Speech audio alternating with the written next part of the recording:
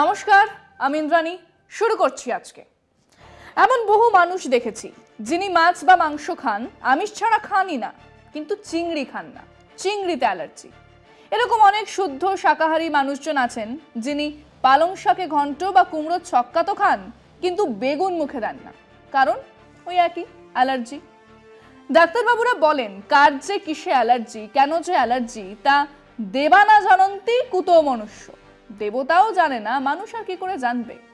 তো আমাদের সিপিএম এর স্টালিনে অরুচি নেই, অরুচি হলেও চলবে কি করে? 3 জন লোকসভা সদস্যের 2 জন তো স্টালিন মানে করুণানিধি পুত্র ডিএমকে নেতা স্টালিনের দৌড়তে।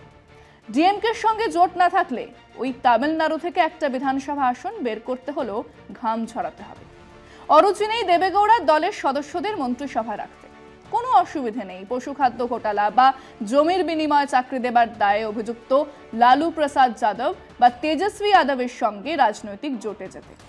অসুবিধে নেই হিন্দুত্ববাদী শিবসেনার উদ্ধব ঠাকরের নেতৃত্বে সরকারকে সমর্থন করতে। এক ফোঁটাও অসুবিধে নেই দুবার ফুল টার্ম বিজেপির সমর্থনে মুখ্যমন্ত্রী পদে বসা অটল বিহারী বাজপেয়ী মন্ত্রিসভার সদস্য নীতিশ কুমারের সঙ্গে জোটে যেতে বিন্দু মাত্র অসুবিধে নেই। কিন্তু মমতার নাম শুনলে গায়ে ফোসকা পড়ছে সিপিএম এর রাজ্য সম্পাদক কমরেড মোহাম্মদ সেলিমের। সেটাই বিষয় আজকে। মোহাম্মদ সেলিমের নীতিশ কুমারে অরুচি নেই, আপত্তি মমতাকে নিয়ে। কেন? ইন্ডিয়া জোটে শামিল সিপিএম। রাজ্যে রাজ্যে একের বিরুদ্ধে এক প্রার্থী দিয়ে বিজেপির মোকাবেলার লক্ষ্য নিয়ে দেশের প্রধান বিরোধী দল ঐক্যবদ্ধ হয়ে গড়ে তুলেছে ইন্ডিয়া জোট। ধর্ম পালন করতে প্রয়োজনে পারস্পরিক বিরোধ উপেক্ষা করে অভিন্ন বিরোধী প্রার্থী দাঁড় করানোটাই ইন্ডিয়া জোটের প্রধানতম উদ্দেশ্য। তাই জোট ধর্ম রক্ষায় রাজ্যের শরিকদের মধ্যে আসন রফা জরুরি। কিন্তু সেক্ষেত্রে বাংলায় জটিল পরিস্থিতির উদ্ভব হয়েছে সিপিএম এর অবস্থানে। তারা কংগ্রেসের হাত ইতিমধ্যেই ধরেছে, লোকসভা ভোটেও সেই লাইন বজায় রাখতে বদ্ধপরিকর। বাংলায় প্রায় 3.5 দশক রাজত্ব করেও বর্তমানে বিধানসভায় তারা শূন্য। লোকসভাতেও 2019 থেকে বামেদের বাংলা থেকে প্রতিনিধিত্ব নেই। 2011 সাল থেকে তাদের সংগঠনের রক্তক্ষরণ অব্যাহত। তা সত্ত্বেও ইন্ডিয়ার শরিক তৃণমূলের সঙ্গে লোকসভা ভোট সম্মুখ সমরে থাকার সিদ্ধান্ত নিয়েছেন বাংলা সিপিএম এর সম্পাদক মোহাম্মদ সেলিম। তার যুক্তি, মমতা বন্দ্যোপাধ্যায় তৃণমূল একদা বিজেপির এনডিএ সরকারের শরিক ছিল, তাই তৃণমূল অচ্ছুত। স্বভাবতই প্রশ্ন জাগে, প্রতিবেশী রাজ্য বিহারের সেই সিপিএম নরেন্দ্র মোদীর সঙ্গে ঘর করা নীতিশ কুমার এনডিএ ছাড়তেই তার নেতৃত্বে মহাগঠবন্ধনে সামিল হতে পেরেছে, যেখানে গোখাদ্য কেলেঙ্কারিতে সাজা পাওয়া লালু প্রসাদ যাদবের আরজেডিও শরিক। আবার তামিলনাড়ুর এমকে স্টালিনের ডিএমকের সঙ্গে সমঝোতার সুবাদে লোকসভায় 2টি আসন পেতে তাদের নীতিগত প্রশ্নে অসুবিধা হয়নি। যদিও ডিএমকে প্রতিষ্ঠাতা করুণানিধির আমল থেকে একাধিকবার ডিএমকে এনডিএ সরকারের শরিক ছিল। এমনকি কর্ণাটকের দেবেগৌড়ার নেতৃত্বাধীন জেডিএস এনডিএতে যোগ দেওয়ার পরেও কেরালের শাসক বাম গণতান্ত্রিক ফ্রন্টে বহাল তবিয়তে রয়ে গিয়েছে জেডিএস। এসব ক্ষেত্রে এনডিএ ছেড়ে আসা দলের সঙ্গে কিংবা দুর্নীতির প্রশ্ন অপরাধ প্রমাণিত হওয়ার দল বা দলনেতার সঙ্গে জোট বাঁধতে অসুবিধা হয়নি সিপিএম এর। কিন্তু বাংলায় তৃণমূলে অ্যালার্জি কেন সেলিম সাহেবদের, তা নিয়ে সঙ্গত কারণেই প্রশ্ন উঠতেই পারে, উঠছে। হারদানাহাল্লি ডোড্ডেগৌড়া দেবেগৌড়া নামে যে এক নেতা আছেন, তিনি যে দেশের প্রধানমন্ত্রী হতেই পারেন তা আমাদের কজন জানত? জ্যোতিবাবু জানতেন। দলের যুব সংগঠন ডিওয়াইএফআই এর মুখপত্রে এক সাক্ষাৎকার দিতে গিয়ে বলেছিলেন, কেন নেতা কি কম আছে নাকি? ওই তো দেবেগৌড়াজি আছেন, উনিও হতে পারেন। সে এক সুসময় সিপিএম এর। দেশের প্রত্যেক কংগ্রেস বিরোধী দলের নেতারা জ্যোতিবাবুকে প্রধানমন্ত্রী হবার জন্য সাধাসাধি করছেন, দল হতে দেবে না। জ্যোতিবাবু দেবেগৌড়ার নাম করলেন এবং শেষমেশ উনি প্রধানমন্ত্রী হলেন। তারপর সেই দল বিজেপির সঙ্গে গেছে, আবার সরে এসে ইউপিএতেও থেকেছে, কেরালাতে বাম গণতান্ত্রিক ফ্রন্টে আছে, তাদের দলের মন্ত্রীও আছে। সেই দল কিছুদিন আগেই ঘোষণা করেই যোগ দিল বিজেপির নেতৃত্বে এনডিএতে। কর্ণাটকে বিজেপি আর দেবেগৌড়ার জনতা দলের জোট হয়েছে। সেই দল কিন্তু এখনো কেরালাতে সিপিএম এর নেতৃত্বাধীন বাম গণতান্ত্রিক ফ্রন্টেও আছে, তাদের দলের বিধায়ক গুরুত্বপূর্ণ মন্ত্রীও বটে। ধরুন ডিএমকে, এই দল দীর্ঘ সময় এনডিএতে ছিল, কেন্দ্রীয় মন্ত্রীও ছিল এই দলের থেকে। সেই দল এখন এনডিএর বিরোধী। সেই দল ডিএমকের সঙ্গে তামিলনাড়ুতে সিপিএম এর জোট আছে। জোট আছে বলেই তামিলনাড়ু থেকে সিপিএম এর 2 জন সাংসদ আছে। জোট না থাকলে এমএলএ বার করাও কঠিন। মহারাষ্ট্রে শিবসেনা, এনসিপি কংগ্রেসের মহাআঘাড়ির সরকার চলেছে। বাইরে থেকে হলেও শিবসেনার উদ্ধব ঠাকরের সরকারকে সমর্থন করেছে সিপিএম।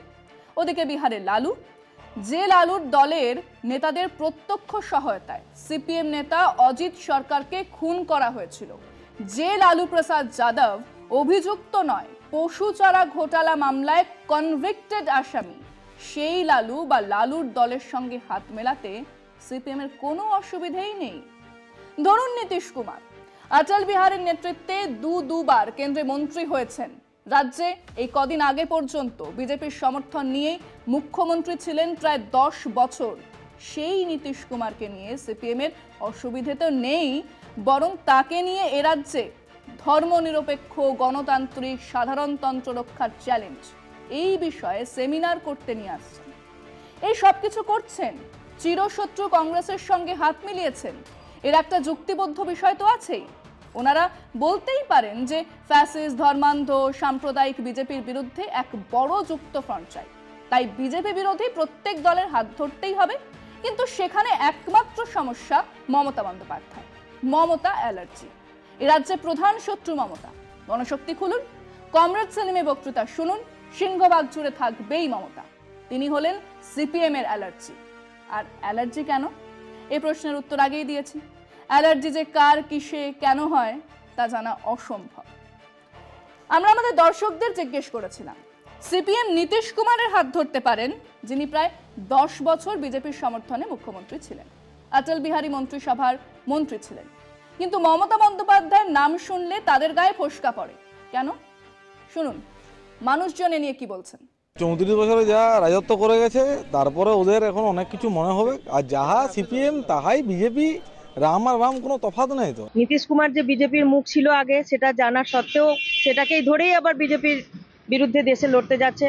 অথচ মমতা বন্দ্যোপাধ্যায় যেখানে আমাদের দেশের মুখ হতে পারে বা হওয়ার মতন যোগ্য, সেখানে ধরতে ওদের লজ্জা লাগছে। সবচেয়ে বড় কথা হচ্ছে এই পলিটিক্যাল দলগুলোর নিজের স্থায়িত্ব বলে কিছু নেই। যখন তার সুবিধা তখন তার হাত ধরে এরা, খালি নিজের স্বার্থটাই দেখে এরা। আচ্ছা, মমতা ব্যানার্জি যতগুলো আছে প্রজেক্ট আছে, প্রতিটা সাকসেস, এগুলো যার জন্য সিপিএম এ তো গায়ে লাগবেই। সিপিএম এর এই যে দুমুখা নীতিটা, যেমন নীতিশ কুমার ধরুন বিজেপির সঙ্গে ছিল, ওর সঙ্গে ইয়া করছে, কিন্তু আমাদের রাজ্যে সিপিএম আর কংগ্রেস দুজনেই বিরোধিতা করছে যাতে জোট না হয়। রাজনীতিটা হচ্ছে দুনিয়ার ভেতরে সব থেকে নোংরাতম জিনিস। এটা কে কখন কোথায় যাচ্ছে, কে কখন কার প্রিয় হচ্ছে, কে কখন কার অপ্রিয় হচ্ছে, আমাদের মতন সাধারণ মানুষের মগজে এটা ঢুকবে না। 34 বছর ওরা জবরদস্ত রাজত্ব করে গেছে, সেটাকে উৎখাত করে ফেলে দিয়েছে মমতা ব্যানার্জি, তো তার জন্যই ওদের ফসকা পড়ছে। সিপিএম একা মনে করে যে দল গঠন করব, একা মানে সংসদে যাব, এটা কখনোই সম্ভব না। কংগ্রেসকে বা কাউকে না কাউকে তাকে সঙ্গে নিতে হবে, তবুও তাতে লাভ হবে না। কে কাকে ধরবে আর কে কাকে ছাড়বে সেটা একান্তই তাদের ব্যাপার, কিন্তু সিপিএম এক্ষেত্রে দ্বিচারিতা করছে। বিজেপির সঙ্গে মোকাবিলা আমরা কি করব? আমাদের যে জোট সঙ্গী যাদেরকে আমরা ভাবেছি আমাদের নেত্রী, তারা তো ওদের সঙ্গে মিশে আছে। নীতিশ কুমার এর আগে বিজেপির মন্ত্রিসভার একটা বলিষ্ঠ নেতা গিয়েছিল, মন্ত্রী ছিল, তার হাত ধরছে। আর মমতা ব্যানার্জির হাত ধরলে মমতা ব্যানার্জি কথা বলে ফসকা পড়ে। যখন মমতা বন্দ্যোপাধ্যায় রাজনীতি করতে শুরু করেছেন, তখন থেকে সিপিএমের জ্বলন শুরু হয়েছে এবং এটা চলবে যতদিন সিপিএম থাকবে। এটা আমরা কোনোদিন আশা করি না যে সিপিএম মমতা বন্দ্যোপাধ্যায়ের পক্ষে কিছু কথা বলবে, এটা আশা করে লাভ নেই। মমতা ব্যানার্জি তৃণমূল কংগ্রেস যেভাবে মানুষের পাশে আছে, আর 100 বছর সিপিএম এখানে আর কিছু করতে পারবে না। সেই জন্য এখানে না পেরে এখন কেন্দ্র সরকারে যেন মমতা ব্যানার্জি একটা শক্তিশালী হিসাবে না দাঁড়াতে পারে, তার জন্য এই বিরোধিতাটা। বিজেপির মন্ত্রিসভাতে নীতিশ কুমারও ছিল, মমতা ব্যানার্জি ছিল। এবার এখন এই মুহূর্তে পশ্চিমবঙ্গে যে ভারতবর্ষে যে আগামী লোকসভা যে নির্বাচন আসছে, তা এখন ইন্ডিয়া জোটের মেন পশ্চিমবঙ্গের ক্ষেত্রে মেন মুখ হয়ে যাচ্ছে মমতা ব্যানার্জি। বর্তমান পরিস্থিতিতে সিপিআইএমের একার ক্ষমতা নেই বিজেপিকে সরানো, অতএব সিপিআইএমকে হয় কংগ্রেস নয় তৃণমূল কারোর সঙ্গে যোগ হতেই হবে। পশ্চিমবাংলার রাজনীতিতে ওরা এখন অবক্ষয় একদম ভূমির সঙ্গে মিশে গেছে। হ্যাঁ, যেন তেন প্রকারে উঠে আসার চেষ্টা করছে, কিন্তু আশা করি আগামী দিনে বাংলার জনগণ বুঝে গেছে মমতা ব্যানার্জি ছাড়া কোনো বিকল্প নেই। এখন ইন্ডিয়াতে মমতা ব্যানার্জি মেন প্রতিদ্বন্দ্বী সব পার্টিরই, এটা অস্বীকার করলে চলবে না। যতই যা রটাক চুরির পার্টি, চোর যাই বলুক না কেন, চিরদিনই ওরা নিজের স্বার্থে রাজনীতি করেছে। সিপিএমের এই মোমেন্টে গ্রহণযোগ্যতা কোথায়? না বেঙ্গলে ওদের এমপি আছে, না বেঙ্গলে ওদের এমএলএ আছে। জাতীয় স্তরে যে মমতা বন্দ্যোপাধ্যায় নেতৃত্ব দেন, এটা মার্ক্সবাদী কমিউনিস্ট পার্টি কখনোই মানতে পারবে না। নীতিশ কুমারের সময় মন্ত্রী থাকলেও বামফ্রন্টের যে নীতি, এই নীতিটা পশ্চিমবাংলায় আর কার্যকর হবে না এবং মানুষ বুঝে গিয়েছে, সেই জন্য বামফ্রন্টকে আর চাইছেও না, সেই জন্য হয়তো এরকম টাবল তাবল কিছু বকছে এরা। একটা দল যে সারা জীবন লড়াই করেছে সাম্প্রদায়িকতার বিপক্ষে, আর যে সাম্প্রদায়িকতার দলকে নিয়ে কাজ করছে তাদের হয়ে থাকা, এটা সিপিএম এর জন্য লজ্জার। যাহা শুভেন্দুর কথা তাহাই আজকে সিপিএম এর কথা। ওরাও জানে ওদের আর নিজেদের কোনো অস্তিত্ব নেই, ওরাও বিজেপির হাত ধরেই বাঁচতে চাইছে, ওই জন্য ওরা আজকে তৃণমূলের বিরোধিতা করছে। বিভিন্ন বিষয়ে সিপিএম এর টগর বৈষ্ণবীপনার কথা আমরা জানি। একসময় কংগ্রেসকে সরাতে ব্রিগেডের ময়দানে অটল বিহারীর হাতও ওনারা ধরেছেন। এই বাংলায় কোন মহল্লায় কংগ্রেসি গুন্ডাদের হাতে শহীদ সিপিএম কমরেডের শহীদ বেদি নেই? কিন্তু ওনারা অবলীলায় সেই কংগ্রেসের সঙ্গে জোট করেছেন। বিহারের লড়াকু নেতা কমরেড অজিত সরকারকে খুনের দায় ছিল পাপ্পু যাদবের। সেই পাপ্পু যাদব তখন লালু প্রসাদের ক্যাডার। সেই লালুজির সঙ্গে সিপিএম এর দারুণ বন্ধুত্ব। কিন্তু বিজেপির বিরুদ্ধে এই বাংলায় মুখোমুখি লড়ে চলেছেন মমতা। তাকে নিয়ে দারুণ সমস্যা সিপিএম এর। কেন? একটাই বোধগম্য কারণ থাকতে পারে। 34 বছরের মৌরসী পাট্টা ভেঙে শূন্যতে এনে দাঁড় করিয়েছেন তো মমতাই।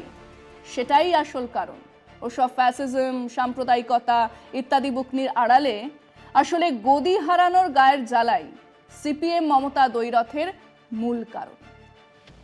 আজকে পর্যন্তই। দেখতে থাকুন কলকাতা টিভি, রাত দিন 7 দিন।